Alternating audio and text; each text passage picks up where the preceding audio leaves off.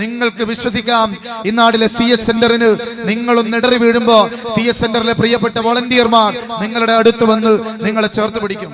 എന്റെ പ്രിയപ്പെട്ട ഭാര്യ മാതാവ്, നിങ്ങൾക്കറിയാം, ഈ പ്രദേശത്തുകാർക്കറിയാം, അവർ പറഞ്ഞൊരു കഥയുണ്ട്. വനിതാ ലീഗിന്റെ പ്രിയപ്പെട്ട നേതാവ് റോഷ്നി കാലത്ത് ഉമ്മ ഇങ്ങനെ ഒരു കഥ പറഞ്ഞു. പൊതുവാച്ചേരിയിൽ ഒരു ക്യാൻസർ രോഗിയുടെ ഈ കവിളിൽ നിന്നിങ്ങനെ പുഴുവിങ്ങനെ അരിച്ചിട്ട് മക്കൾ പോലും ശുശ്രൂഷിക്കാൻ മടിച്ചു നിന്ന ഒരു സമയത്ത് മക്കൾ വിളിക്കുകയാണ്, ഉമ്മയുടെ നമ്പറിലേക്ക് വിളിക്കുകയാണ്.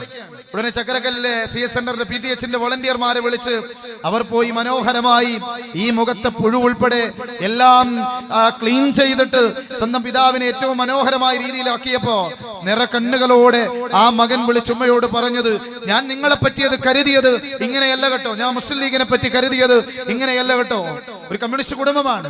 ഞാൻ CS സെന്ററിനെ പറ്റി കരുതിയത് ഇങ്ങനെയല്ല കേട്ടോ, ഞാൻ PTHന്റെ വോളണ്ടിയർമാരെ പറ്റി കരുതിയത് ഇങ്ങനെയല്ല എന്ന് എന്താ പറയാ ഇടനെഞ്ചിൽ നിന്ന് ആ ചെറുപ്പക്കാരൻ ഇങ്ങനെ വേദന കൊണ്ട് വാക്കുകൾ കൊണ്ട് പറയുന്ന ഒരുപാട് ഒരുപാട് ഒരുപാട് അനുഭവങ്ങൾ. അത് കേരളത്തിലെ CS സെന്ററുകൾക്ക് മാത്രമേ കഥ പറയാൻ കഴിയുള്ളൂ. PTHന്റെ വോളണ്ടിയർമാർക്ക് മാത്രമേ ആ കഥകൾ പറയാൻ കഴിയുള്ളൂ.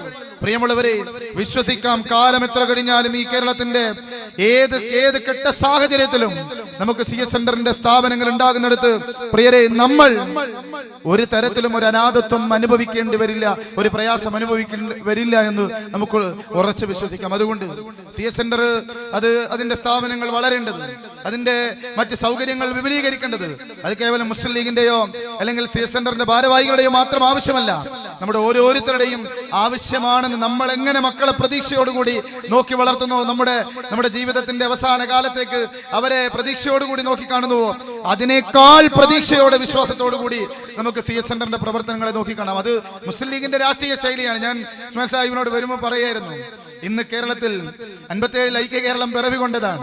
ഇന്ന് കേരളത്തിൽ അഭിമാനത്തോടു കൂടി പറയാം, ഈ കേരളത്തിൽ മുഴുവൻ അധികാര സംവിധാനവുമുള്ള ഒരു ഗവൺമെന്റ് മിഷനറിയേക്കാൾ ഈ കേരളത്തിനകത്ത് ഏതെങ്കിലും ഒരു കാര്യത്തിന് വിശ്വസിച്ചേൽപ്പിച്ച ഒരു പ്രസ്ഥാനത്തെ ഏൽപ്പിക്കാൻ കഴിയുമെങ്കിൽ വയനാട് 51 വീടുകളുടെ താക്കോൽ ദാനം നടക്കുമ്പോൾ ഒരു വശത്ത് ഗണപതി ഹോമവും പൂജയും തൊട്ടപ്പുറത്ത് മൗലിദും ഒരുമിച്ച് നടത്തുന്ന വീടുകളിൽ ഒരുമിച്ച് നടത്തുന്ന അങ്ങനെ നടത്താൻ കഴിയുന്ന ജനങ്ങൾക്ക് കേരളത്തിലെ മുഖ്യധാര മാധ്യമങ്ങൾ ഉൾപ്പെടെ പറഞ്ഞാൽ പറഞ്ഞത് ചെയ്യാൻ കഴിയുന്ന ഏക രാഷ്ട്രീയ പ്രസ്ഥാനം അത് ഇന്ത്യൻ യൂണിയൻ മുസ്ലിം ലീഗ് ആണെന്ന് അഭിമാനത്തോടു കൂടി പറയുന്ന അവസ്ഥയിലേക്ക് ഇന്നിന്റെ ഒരു പുലരിയിൽ ആ ദിവസത്തിലാണ് നമ്മൾ ഇവിടെ സമ്മേളിച്ചിരിക്കുന്നത് എന്ന് അഭിമാനത്തോടു കൂടി മുസ്ലിം ലീഗിന്റെ പ്രിയപ്പെട്ട പ്രവർത്തകരെ നിങ്ങൾ